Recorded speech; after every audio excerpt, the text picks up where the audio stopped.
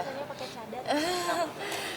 Enggak sih, aku tuh kalau misal lagi ada apa karakter yang menggunakan hijab, justru malah tanya teman-teman sound sama wardrobe, malah aku nggak mau dibuka kalau misalnya lagi ada istirahat gitu, karena memang adem gitu ternyata kan, ya kan.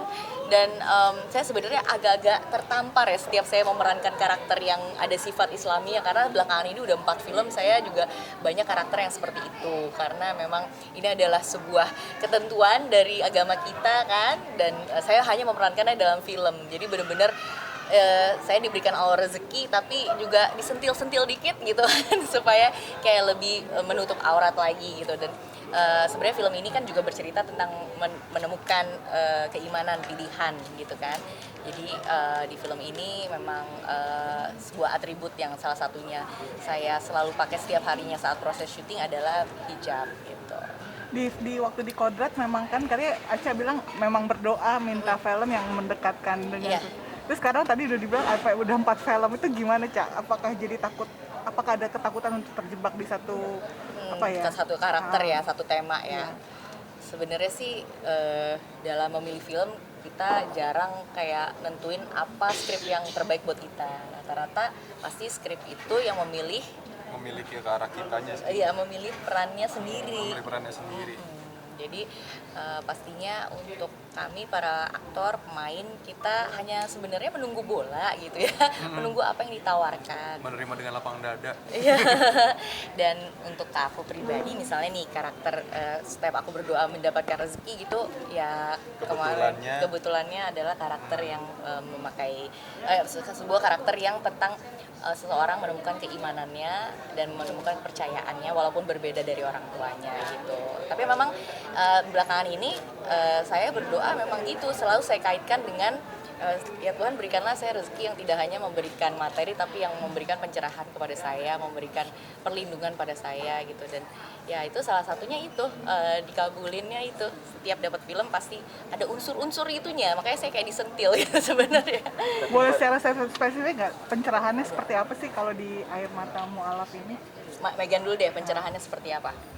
Kalau pencerahannya itu memang dari awal kita itu bukan berbicara tentang dari agama ini ke sini, nggak berbicara tentang status agamanya lah gitu, agama apa, tapi kita lebih berbicara itu tentang bagaimana seorang perempuan ini ketika dia sudah menemukan pilihan, dia dihadapkan dengan cobaan, gimana pilihannya, dia harus memperjuangkan kah atau dia harus menyerah atau apa kayak gitu. Ternyata di sisi lain juga ini bisa menjadi cobaan untuk sekitarnya juga kayak gitu, karena kalau buat saya pribadi yang saya sadari adalah dari film ini, oh ternyata manusia itu hidup tidak akan luput dari yang namanya cobaan kayak gitu.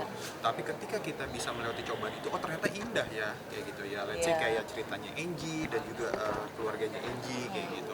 Ketika Angie berjuang semua segala macam sampai akhirnya bisa keluarganya menerima, oh ternyata menerima perbedaan itu indah gitu. Iya, kalau ya dari saya pastinya itu udah diwakilin semua sih, bagus banget jawaban lu soalnya.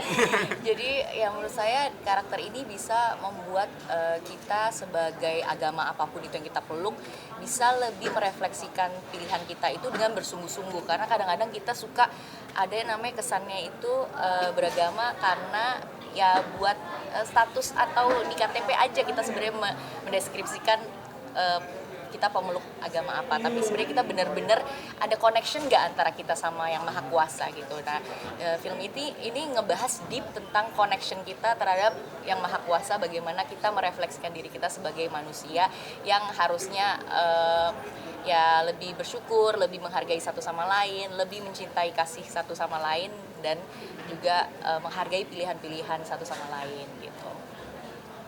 Untuk Kak Megan sendiri kan memerankan sebagai ustadz, ada pas pemeran itu yang jadi role-nya tuh ada nggak sih role ustadz siapa, ngikutin ustadz siapa gitu? Ada sih, ada jadi namanya satu tuh dari Yaman namanya Habib Umar bin Hafiz, satu lagi muridnya tuh ada di Indonesia, itu Habib Jindan. Karena alasannya kenapa gua mencoba untuk menarik role itu karena memang penyampaiannya, cara mereka untuk menyampaikan itu sangat indah gitu.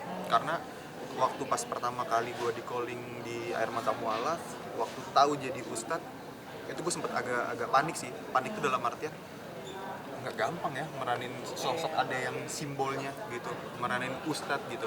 Apalagi kan negara kita mayoritas muslim kayak gitu, dan harus sangat berhati-hati banget untuk memerankan sosok ustadz ini kayak gitu. Karena bayangan gue adalah waktu itu sosok Ustadz Reza ini adalah sosok ustadz yang bisa diterima itu bukan cuman dari segi perempuan gitu, tapi juga bisa diterima dari secara agama. Muslim bisa menerima perempuan dan laki-laki, dan gue berharap agama lain pun ketika melihat sosok Ustadz Reza mereka juga bisa menerima. Nah waktu itu gue berpikir gimana ya caranya ya untuk bisa membawakan peran itu sampai akhirnya bisa diterima sama semuanya.